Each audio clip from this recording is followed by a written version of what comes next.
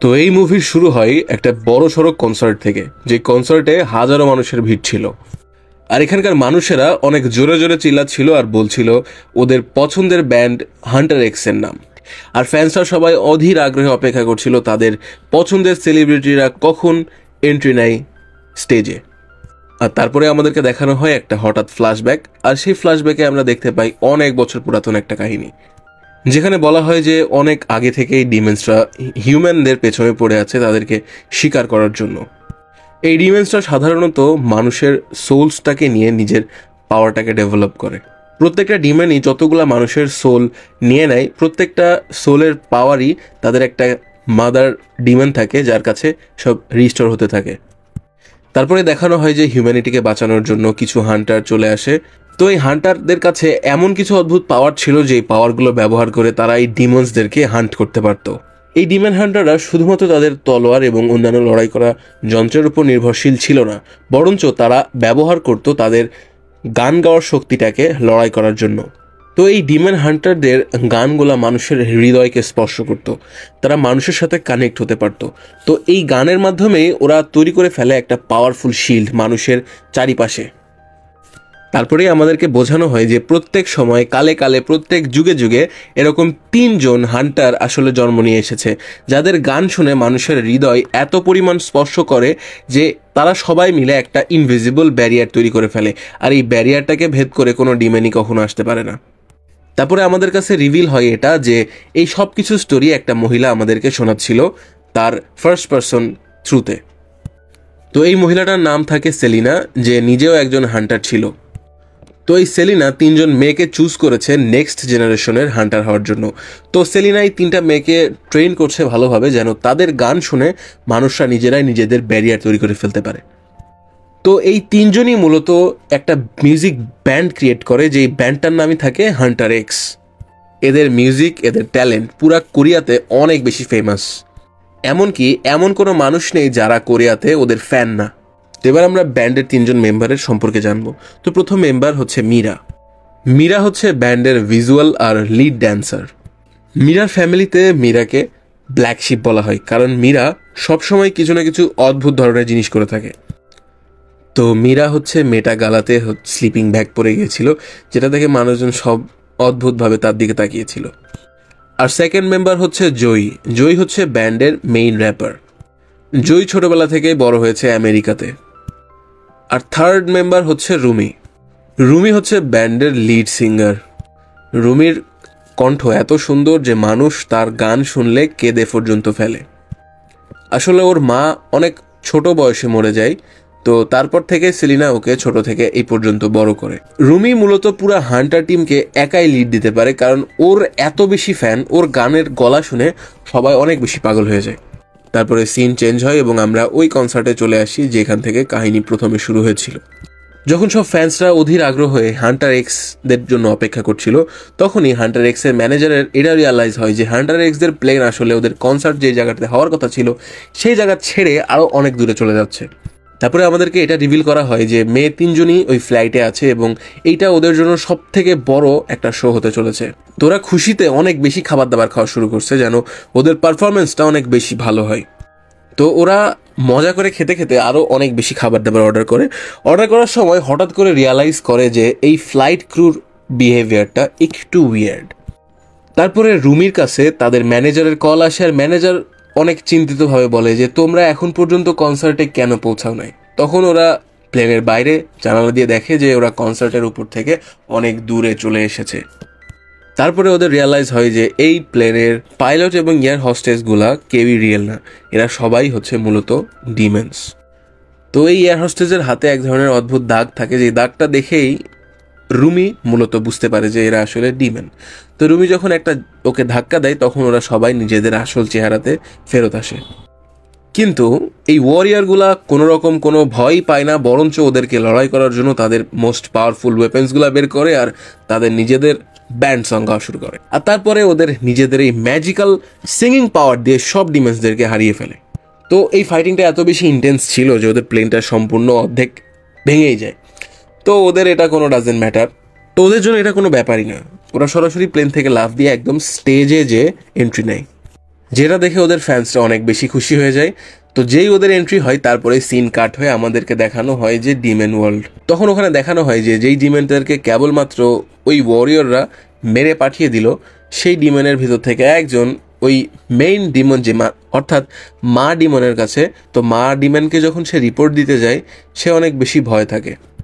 তো ওই মা ডিমনটা অনেক বেশি রেগে যায় ওদের কথা শুনে। তারপরে ওই ডিমেনটাকে মা ডিমেনটা রেগে যে আগুনে পুড়িয়ে দেয়। তারপরে মাদার ডিমেন বলে যে ওদেরকে খুব জলদি এই ওয়ারিয়রদেরকে হারিয়ে এই ব্যারিয়ারটাকে অফ করতে হবে, আর যদি ব্যারিয়ারটাকে অফ না করতে পারে তাহলে এই ব্যারিয়ারটা সারা জীবনের জন্য পার্মানেন্ট হয়ে যাবে, আর ওরা সবাই এই আন্ডারওয়ার্ল্ডে সারা জীবনের জন্য আটকা পড়ে যাবে। তারপরেই একটা অদ্ভুত ডিমেনের এন্ট্রি হয়, যে ডিমেনটার নাম থাকে জিনু। তো জিনু ওখানে আসার পরপরই জিনু গান গাওয়া শুরু করে। তো জিনু এসে বলে যে আমরা আসলে একটা ব্যান্ড, আমরা একটা ডিমেন মিউজিক ব্যান্ড ক্রিয়েট করব, যেই মিউজিক ব্যান্ডের মাধ্যমে আমরা আসলে এই ওয়ারিয়ার্সদেরকে হারাবো।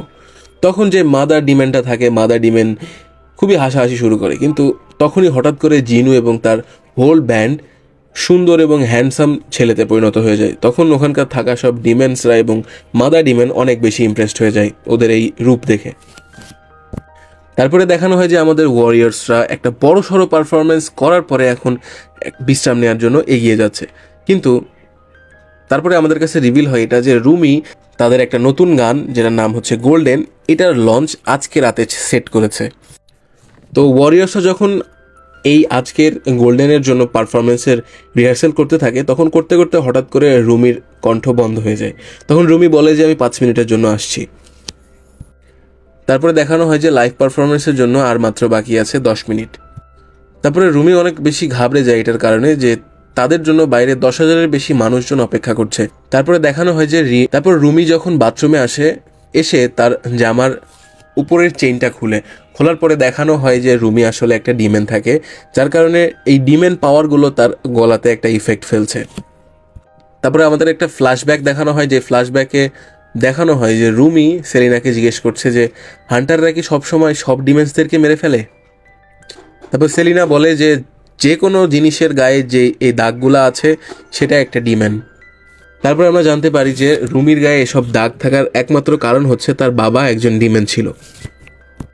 কিন্তু তারপরে সেলিনা আবার ওকে বলে যে তোমার কোনো টেনশন করার দরকার নেই, তুমি একজন অনেক ভালো হান্টার তোমার মার মতো।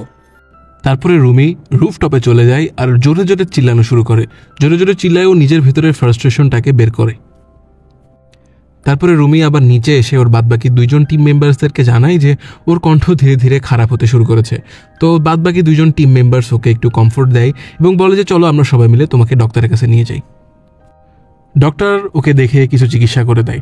তারপরে ও যখন ডক্টরের ওখান থেকে বাসায় যাচ্ছিল, বাসায় যেতে যেতে কিছু হ্যান্ডসাম ছেলের সাথেও দেখা হয়ে যায়। তো ওই কয়েকটা ছেলে অনেক বেশি হ্যান্ডসাম ছিল, যার কারণে ওই 3জন মেয়েই ওদেরকে দেখে অনেকটা ক্রাশ খেয়ে যায়।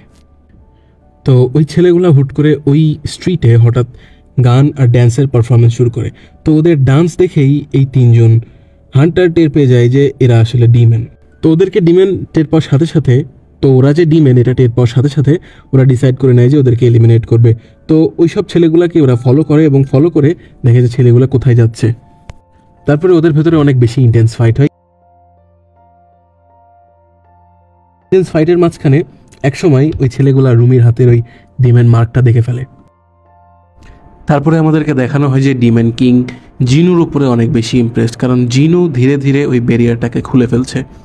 তারপরে আমাদেরকে দেখানো হয় যে হান্টার্সরা এটা দেখে অনেক বেশি ভয় পাচ্ছে যে ব্যারিয়ার্স অনেক বেশি দুর্বল হয়ে গেছে। তারপরে হান্টার্সদের ম্যানেজার ওদেরকে জানায় যে সাজা বয়েজ অর্থাৎ ওই ছেলেগুলোর একটা ব্যান্ড, ওরা ইন্টারনেটে অনেক বেশি ভাইরাল হয়ে যাচ্ছে। তারপরে রুমি মনে মনে বলে যে আমরা সবাই মিলে সাজা বয়েজদেরকে হারাতে পারবো খুব ইজিলি। তারপরে জয়ী রুমিকে একটা আইডিয়া দেয় যে তোমার একটা ডিস্ট্র্যাক্ট লেখা উচিত ওই সাজা বয়েজদেরকে নিয়ে, যার মাধ্যমে ওদের আসল পরিচয়টা সবার সামনে চলে আসবে। রুমির কাছে ওই ডক্টরের দেয়া একটা ওষুধ ছিল। তো রুমি রাত্রে ডিসাইড করে যে ও ওই ওষুধটা খাবে। তো ওষুধটা যখন খেতে যায় তখন দেখে যে ওইটা আসলে একটা জুস, তাছাড়া কিছুই না। তখনও খুব বেশি ডিসঅ্যাপয়েন্ট হয়ে যায়। তারপরে ও রিয়ালাইজ করে যে ওদের বাসার বারান্দায় একটা অদ্ভুত দেখতে পাখি বসে আছে। তারপরে ও যখন ওটা চেক করতে যায় তখন ওখানে যেয়ে দেখে যে ওখানে আসলে একটা ডিমেন বিড়াল বসে আছে। ও সঙ্গে সঙ্গে ওর তলোয়ার বের করে ফেলে এবং ওটাকে অ্যাটাক করার চেষ্টা করে। তারপরে রুমি রিয়ালাইজ করে যে এই বিড়ালটা আসলে ওকে অ্যাটাক করার জন্য আসেনি। ওই বিড়ালটা মুখ থেকে একটা চিঠি বের করে রুমিকে দেয়, যে চিঠিটা ওই ছেলে ব্যান্ডের হেডটা পাঠিয়েছিল ওর সাথে দেখা করার জন্য। তো ওখানে রুমি যায় তো ঠিকই, কিন্তু ওর সাথে দেখা করার জন্য না, ওই ছেলেটাকে মেরে ফেলার জন্য। তো ছেলেটা ওকে বলে যে শান্ত হও, তোমার এই হাতের দাগগুলো সম্পর্কে আমি তোমাকে কিছু বলবো। তারপরে ছেলেটা আরও বলে যে আমি তোমার ভালো চাই, যার কারণে তোমার এখনও কোনো ক্ষতি করিনি, নাহলে তোমার ওই ফ্রেন্ডদেরকে আমি বলে দিতাম যে তুমি আসলে একটা ডিমেন। তারপরে রুমি ওই ছেলেটাকে বলে যে আমি কোনো ডিমেন না। তখন ওই ছেলেটা বলে যে তুমি যদি ডিমেন না হও তাহলে তোমার শরীরে এই দাগগুলা কোথা থেকে আসলো। তারপরে ওই ছেলেটা রুমিকে আরও বলে যে আমি আসলে জানি এরকম অদ্ভুত দাগ শরীরে নিয়ে বেঁচে থাকা কেমন হয়ে থাকে। তারপরে রুমি আরও রেগে যায় এবং রেগে যে বলে যে ডিমেন্সরা কোনো কিছুই ফিল করতে পারে না। তারপরে ছেলেটা বলে যে আমরা অনুভব করতে পারি লজ্জা, দুঃখ আর কষ্ট, এটাই শুধুমাত্র আমাদের লিমিটেশন। আরও অ্যাড করে যে আমাদেরকে মূল চালায় ডিমেন কিং। ওর মনে আছে ও যখন প্রথম ডিমেন কিংয়ের শব্দ শুনেছিল তখন সময়টা ছিল আজ থেকে 400 বছর আগে। তখন ওর পরিবার অনেক বেশি গরিব ছিল। ওর কাছে শুধু একটা গিটার ছিল, যে গিটারটা দিয়ে ও রাস্তায় রাস্তায় গান করে বেড়াতো অর্থ উপার্জনের জন্য, কিন্তু কেউই ওর গানটাকে পছন্দ করতো না। আর ওই দিনই ও প্রথম ওই শব্দটাকে শুনতে পায়, যেই শব্দটা ওকে বলেছিল যে তুমি কখনোই তোমার পরিবারের জন্য কিচ্ছু করতে পারবে না, কিন্তু তুমি যদি আমার কথা শুনো তাহলে আমি তোমার সব কিছু বদলে দিতে পারবো। তো ওই দিন রাত্রেই ওই ছেলেটার জীবন সম্পূর্ণ চেঞ্জ হয়ে যায়। ওই দিনই ওই ছেলেটার গান সবার ভালো লাগা শুরু হয় এবং ওই শহরের রাজা ওই ছেলেটাকে ডেকে পাঠায় নিজের রাজপ্রসাদে থাকার জন্য। তার পরিবারের লোকজন সবাই তারপর থেকে রাজপ্রসাদে থাকা শুরু করে। কিন্তু কিছুক্ষণ পরেই ছেলেটা রিয়ালাইজ করতে পারে যে ওর সম্পূর্ণ শরীরে হালকা হালকা করে ওই ডার্ক ম্যাটেরিয়ালস দাগগুলো দেখা দিতে শুরু করেছে। তারপরে ওই ছেলেটা দেখতে পায় যে ও আসলে ডিমেন্সদের যেই ওয়ার্ল্ড আছে সেই ওয়ার্ল্ডে ডিমেনদের রাজার কাছে বন্দি হয়ে আছে। ও যখন ওখান থেকে চলে আসে ওর পরিবারের কাছ থেকে দূরে, তারপরেই ওর পরিবার সব কিছু হারিয়ে ফেলে আর ওখানেও কখনো ফেরত যেতে পারে না। এই ব্যর্থতা নিয়েই ও এখন পর্যন্ত বেঁচে আছে। তারপরে ছেলেটা রুমিকে আরও বলে যে তুমি অনেক স্পেশাল, কারণ তুমি এখনও নিজেকে কন্ট্রোল করতে পারছো, তোমার মাঝে ওই মাথার মধ্যে শব্দটা আসে না। ছেলেটা আরও বলে যে আমি জানি যে তুমি তোমার আসল পরিচয় থেকে নিজেকে লুকাচ্ছ, কিন্তু এমন একদিন আসবে যখন তুমি তোমার পরিচয় লুকাতে পারবে না। যখন তোমার সাথে এমনটা হবে তখন তুমি নির্ঝঞ্ঝাট আমার সাথে দেখা করতে আসতে পারো। তারপরে আমাদেরকে পরের দিনে সিন দেখানো হয়। পরের দিনে দেখানো হয় যে ওই 3 জন মেয়েরা মিলে ওদের নতুন গান সিলেক্ট করে ফেলেছে, যেই নতুন গানটার নাম হচ্ছে টেক ডাউন। তো ওরা সবাই মিলে ফ্যান্সদেরকে অটোগ্রাফ দেওয়ার জন্য অটোগ্রাফ সেশনে যায়। তারপরে ওরা দেখতে পায় যে সাজা বয়েজও ওখানে চলে এসেছে, আর সাজা বয়েজ আসার কারণে ওখানকার অডিয়েন্সরা 2 ভাগে বিভক্ত হয়ে যায়। তারপরে রুমি সাজেস্ট করে যে কেননা আমরা সবাই একই জায়গায় বসে ফ্যান্সদেরকে অটোগ্রাফ দিই, কারণ আমাদের সকল ফ্যান্সদেরই দরকার। তারপরে ওই ছেলেটা রুমির সাথে কথা বলার চেষ্টা করে, কিন্তু রুমি ওই ছেলেটাকে স্ট্রেট বলে দেয় যে আমি এমন কোনো ব্যক্তির সাথে কথা বলবো না যে ডিমেন কিংয়ের হুকুম মতো কাজ করে। তারপরে ছেলেটা বলে যে আমি আসলে আমার নিজেকে হেল্প করছি, আমি যদি ডিমেন কিংয়ের সব কথা শুনে কাজ করি তাহলে ডিমেন কিং আমাকে ফ্রি করে দিবে এইসব দাগ থেকে। রাত্রে যখন রুমি ওই গানটার প্র্যাকটিস করছিল তখন ওই অদ্ভুত দেখতে বিড়ালটা বারবার রুমের ভিতরে চলে আসে আর তাকে মেসেজ দেয়, কিন্তু রুমি বারবার ওকে মানা করে দেয়। তারপরে মীরা এটা নোটিস করে যে রুমি বারবার গানটাকে ভুলভাবে গাচ্ছে। তারপরে মীরা জিজ্ঞেস করে যে তুমি আসলে এটা কেন করছো। তারপরে মীরা একটু সন্দেহ করে রুমির উপরে। তারপরে আবার ওরা নিজেদের ভেতরে বিষয়টাকে সর্ট করে নেয়। মীরা তারপরে রুমিকে বলে যে আমার আসলে খুব রাগ হচ্ছে, কারণ এই ডিমেন্সরা আমাদের ব্যারিয়ারটাকে অনেক লুজ করে ফেলছে, আমি আসলে চাই সব ডিমেন্সদেরকে মেরে ফেলতে। তারপরে দেখানো হয় যে ওই ছেলেদের ব্যান্ডটা অর্থাৎ সাগা বয়েজের গান শোনার কারণে ওই সব ফ্যান্সদের আত্মাটাকে ডিমেন্সরা খেয়ে ফেলতে পারছে, আর ওই সব আত্মার শক্তি আস্তে আস্তে ডিমেন কিংয়ের মাঝে চলে যায়, যার কারণে ডিমেন কিং আস্তে আস্তে অনেক বেশি পাওয়ারফুল হতে থাকে। এসবের মাঝেই রুমি ওই ছেলেটাকে একটা চিঠি পাঠায়, আর চিঠিতে লেখা থাকে যে আমার সাথে দেখা করো। তারপরে রুমি ছেলেটাকে বোঝায় যে তুমি যদি সত্যি সত্যি ফ্রি হতে চাও তাহলে ওই ডিম্যান কিং এর হেল্প করা বাদ দিয়ে আমাদেরকে হেল্প করো, যেন আমরা এই অ্যাওয়ার্ডটা জিততে পারি। আর এই অ্যাওয়ার্ডটা জিতলে আমরা সকল ব্যারিয়ারকে অনেক শক্তিশালী করতে পারবো। আর যদি একবার এই ব্যারিয়ারটা অনেক বেশি পাওয়ারফুল হয়ে যায় তাহলে এই ডিম্যান কিং সারা জীবনের জন্য মরে যাবে। তখন ওই ছেলেটা রুমির প্রস্তাবটাকে গ্রহণ করে আর বলে যে ঠিক আছে, তাহলে আমি আমার ব্যান্ডকে এই পারফরমেন্স করতে মানা করে দিব। আর তারপরে আমাদেরকে এটা দেখানো হয় যে রুমি আর ওই ছেলেটার মাঝখানে একটা নতুন ধরনের ফিলিংস কাজ করা শুরু করেছে। তো রুমি ওর ফ্রেন্ডদের সাথে আবার নতুন করে গান প্র্যাকটিস করা শুরু করে। গান প্র্যাকটিস করতে করতে ও ফ্রেন্ডদেরকে বলে যে আমি আসলে এরকম গান গেতে চাই না যেখানে ডিমেন্সদেরকে অনেক বাজেভাবে বলা হয়েছে। তারপরে মীরা রুমির উপরে অনেক বেশি রেগে যায়, আর ওর কাছে এটা মনে হতে থাকে যে রুমি আস্তে আস্তে চেঞ্জ হয়ে যাচ্ছে, ও আসলে মিশন থেকে অনেক দূরে সরে যাচ্ছে। রুমি কিছু একটা বলতেই যাচ্ছিল, তার আগেই নতুন একটা বিপদ সামনে চলে আসে। ব্যারিয়ার শিলটা আরও অনেক বেশি দুর্বল হয়ে যায়, আর ওই ব্যারিয়ারটা অনেক দুর্বল হওয়ার কারণে ব্যারিয়ার ভেঙে কোটি কোটি ডিমেন্স হিউম্যান ওয়ার্ল্ডে চলে আসা শুরু করে। তো এইসব দেখে এখন ওই মেয়েরা অনেক বেশি চিন্তিত হয়ে যায় আর বলতে থাকে যে রুমির ভয়েস যদি ঠিক না হয় তাহলে পুরো দুনিয়ায় ধ্বংস হয়ে যাবে। তারপরেই দেখতে দেখতে ওই অ্যাওয়ার্ডের দিন চলে আসে। হান্টার্স সবাই চলে আসে স্টেজে আর পারফর্ম করতে থাকে। তো রুমি ওর গানটা শুরুই করতে যাচ্ছিল, তখনই কিছু ডিমেন মিলে ববিকে অর্থাৎ ওই হান্টার্সদের ম্যানেজারকে কিডন্যাপ করে ফেলে। জয়ী আর মীরা ওই ম্যানেজারকে বাঁচানোর জন্য দৌড় দেয়, কিন্তু এগুলো আসলে একটা ডিমেন্সদের চাল ছিল যেন মঞ্চটা খালি হয়ে যায়। আর তারপরে দেখানো হয় যে ওই দুইজনের ফেক রূপ নিয়ে দুইটা ডিমেন মঞ্চে চলে আসে, আর ওই ডিমেন্সটা মিলে রুমির ড্রেসটা ফেড়ে দেয়। আর ড্রেস ফেড়ে যাওয়ার সাথে সাথে রুমির গায়ের ওই ব্ল্যাক ডার্ক দাগগুলা বাইরে চলে আসে। তারপরে মীরা আর জয়ী ওর গায়ের এসব দাগগুলা দেখে অনেক বেশি অবাক হয়ে থাকে। আর তারপরে দেখানো হয় যে মীরা আর জয়ী মিলে রুমির দিকে তলোয়ার তাক করে রাখছে, কারণ রুমিও এখন একটা ডিমেন। রুমি ভেতর থেকে অনেকটা ভেঙে পড়ে, ও ওর ফ্রেন্ডদেরকে বোঝানোর চেষ্টা করে সব কিছু, কিন্তু ওর ফ্রেন্ডরা কোনো কিছুই শুনতে নারাজ। রুমি কাঁদতে কাঁদতে মঞ্চ থেকে চলে আসে, দৌড়াতে দৌড়াতে সে ওই ছেলেটাকে খোঁজার চেষ্টা করে। আর তারপরে দেখানো হয় ছেলেটা রুমিকে বলে যে আমি সেই ডিমেনটা ছিলাম যে আসলে তোমার এই সত্যটাকে সবার সামনে উপস্থাপন করেছি।